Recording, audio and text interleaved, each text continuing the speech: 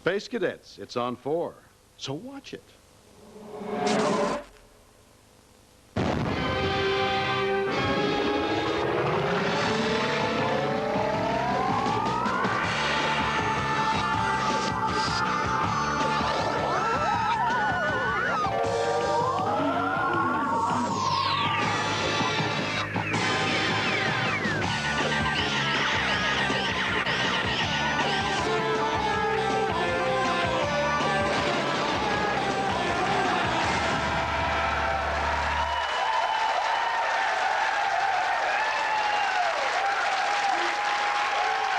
Greetings, cadets of space, and welcome aboard the science fiction quiz show with a price on its head and 47 bounty hunters on its tail. I'm Greg Proops, your most high commander, and this is my immense wall of hair. Tonight I'll be mediating between the might of our two monster teams, the Things and the Blobs. The top blob is an intergalactic rapscallion who was caught red-handed in the mess hall trying to sell pirate videos. Thankfully, no one wanted a copy of Captain Butler. Craig Charles. Write them. Boosting Craig's firepower, his feisty first officer and kittenish commandant of cosmic cool, Sara Cox.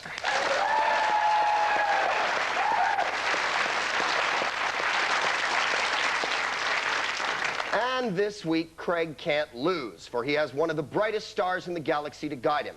As Pavel Chekhov, he was capable of captivating audiences on the mother of all ships. And to kip it all, we've kiptured him for your pleasure. The man who put the kip in Kipton, Walter Koenig.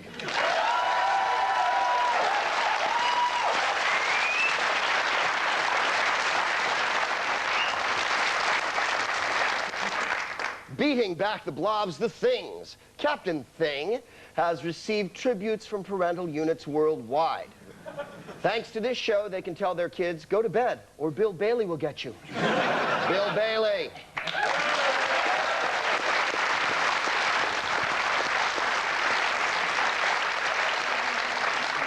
Bill's first officer is from Babylon 5, but to her squadrons of fans, she hails from the planet, Current holder of the Pavel Chekhov Award for Sexy Russians in Space, Claudia Christian.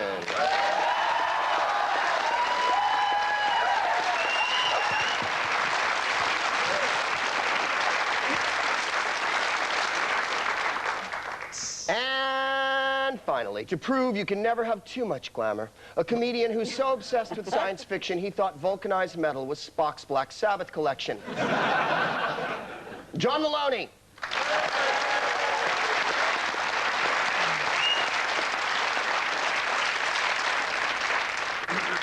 Good against remotes is one thing, kid. Good against the living is another. Do you think Chewbacca ever looks through his old photo albums and says to himself,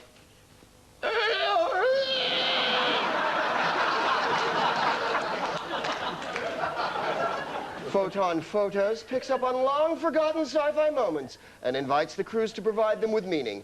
Fingers on phasers. What's occurring here? Please explain. I'm not really meant to drink on antibiotics. Is it like Matthew Kelly to makeup, Matthew Kelly to makeup?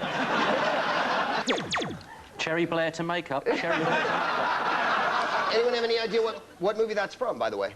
Yeah, The Last Man on Earth. Yes, it was. Let's see another one. Do. Push pineapple up the slope, get a massive hammer and smash it on a frog. Get a tiny mouth and stick it up a pipe. Who stole me Liverpool scarf? 6 pints, please.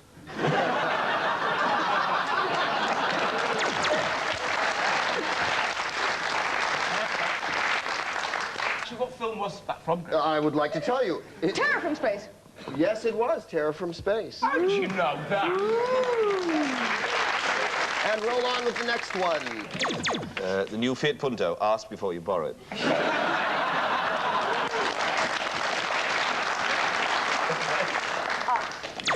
Are you a fan of the Stranglers?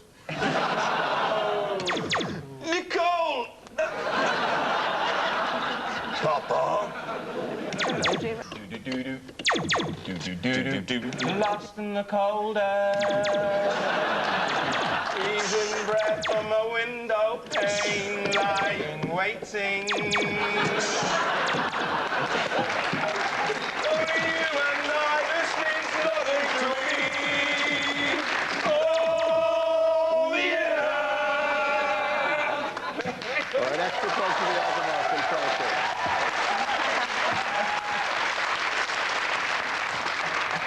And one more. Oh, God, no. Help me, for God's sakes, help me. I need another one for balance.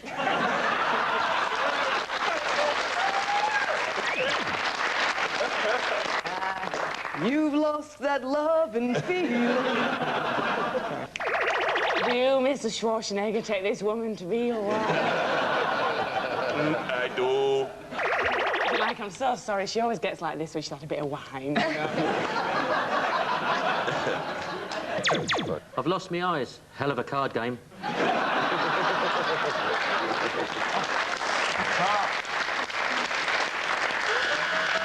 That is the end of that, and that was the Colossus from New York. A fine motion picture, I'm sure, that's available in still form.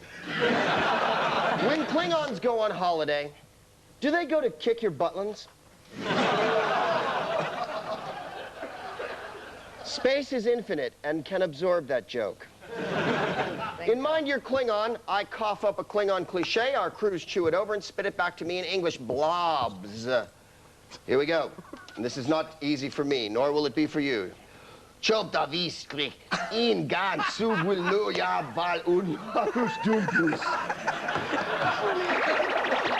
It's obviously some joke, though. It is. That's great. It's great. Is it a Klingon gag, is it? Yes, it is. What is it then? Oh, well, it's not translatable. That is exactly correct. Well, I'm going to have to defer to him because he was on the show. And I almost said it like those. He was on the show.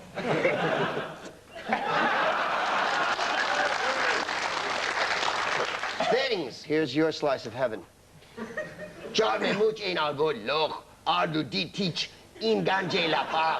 Northern Club Klingon comedians, isn't it? Yeah. It's Klingon, right? Goes into vet. Aye. He says, my cat's not well. And the vet says... Is it a Tom? He says, no, I brought it with me.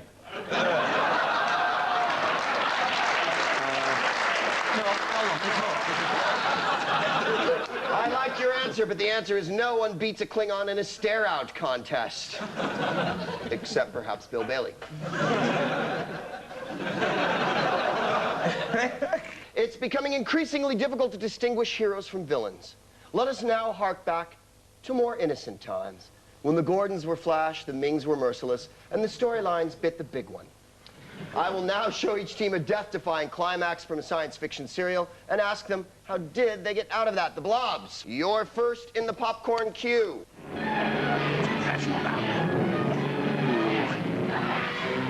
He's got quarters open.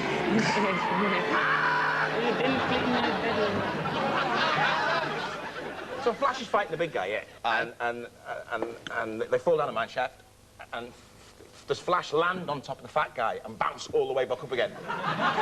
And does that Possibly, yes. There could have been another fat guy hiding in the mine shaft for all we know. It could be mine shaft of the fat guys for all we know. He could have landed in one of them trucks, you know, those kind of, that transport the coal around and go down the tracks into a room where they're all sewn. He could have done that. You're absolutely right, he could have. Let's have a look and see.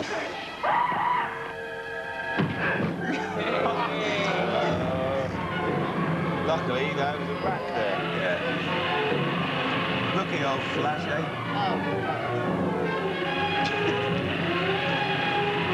That was lucky, wasn't it? Yeah. Very lucky. Good thing there was a gymnastic tournament taking place in the mine shaft.